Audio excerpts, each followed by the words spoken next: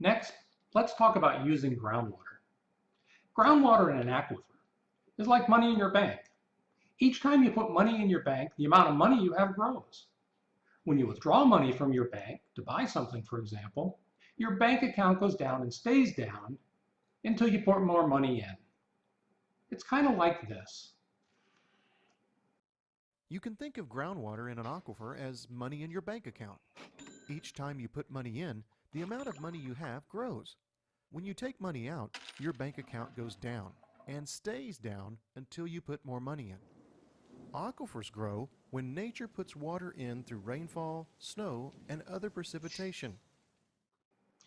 Water leaves the aquifer naturally along streams and springs and through other openings.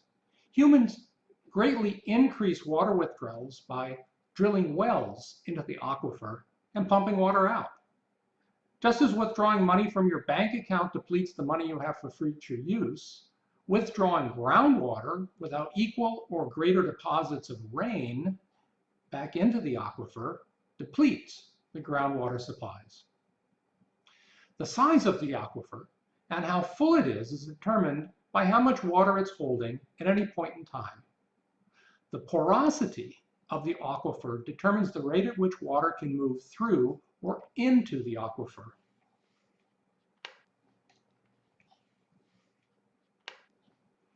Some aquifers refill rapidly. So if there is sufficient rainfall in the aquifer area, the amount of time needed to recharge the aquifer may be quite short.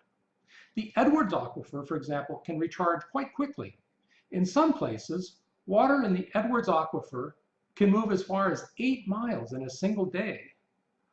Now, water may take hundreds or tens of thousands of years to move that far in other aquifers. The Edwards Aquifer can also be emptied rapidly if the groundwater is not conserved. Other aquifers, such as the Ogallala, have an enormous capacity to store water that can take very, very long to recharge. Water taken from aquifers that recharge slowly is almost like mining a non-renewable resource such as coal or copper. Once water is taken out of these kind of aquifers, recharge will take so long that for all practical purposes, the aquifer is no longer of use to humans. Water from the Ogallala is now being pumped out by nearly 200,000 irrigation wells, with the highest rates of pumping generally occurring during the driest years. In southern parts of the aquifer, pumping has already lowered the water table by as much as 200 feet in some locations. Pollutants, such as gasoline, oil, roads, fertilizers, and chemicals, can seep into the groundwater. Sources of groundwater pollution include hazardous waste sites and landfills.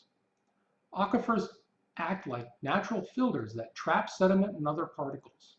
They provide natural purification of the groundwater flowing through them, so water coming out of an aquifer is usually cleaner than when going in. However, many dissolved substances may not be filtered by the aquifer. Despite natural purification, groundwater can become polluted. Natural concentrations of some contaminants can be high. For example, some groundwater just contains naturally high concentrations of things like iron, hydrogen sulfide, salts, magnesium, uranium, and even arsenic. Sometimes groundwater must be treated through special processes so humans can safely use that water.